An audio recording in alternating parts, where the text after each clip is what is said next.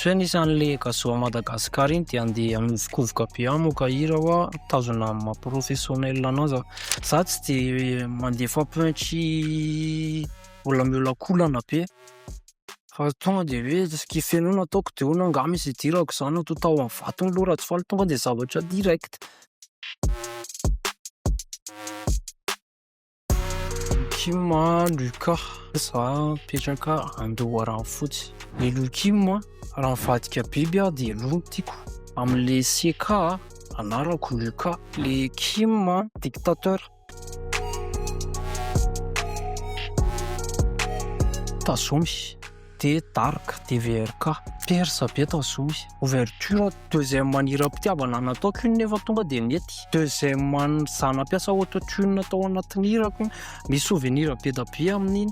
DVRK indray a tube, iny koa anisan'ny nahafantaran'olona anahy hoe misy drilleur mafy be eto an-tanàna.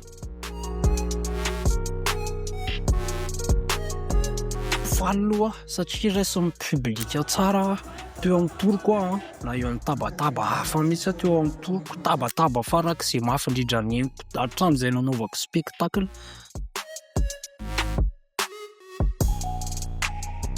Aleo atao surprise le izy. Za tsy de mipase be any anaty texte aloha. Top line ny anany alefako voaloha, ambiance an'le hira aloha no tadiaviko voaloha.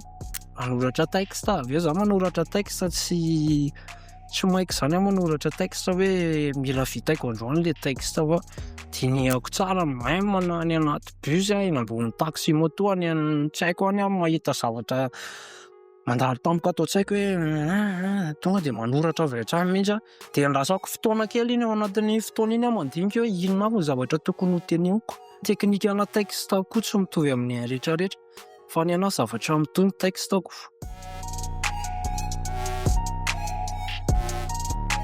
Tsy hoe nisy an'le gazo a Madagasikara iny dia andeha hanovokovoka be amoka hira hoa tazona amin'ny maha-professionnel anazy aho.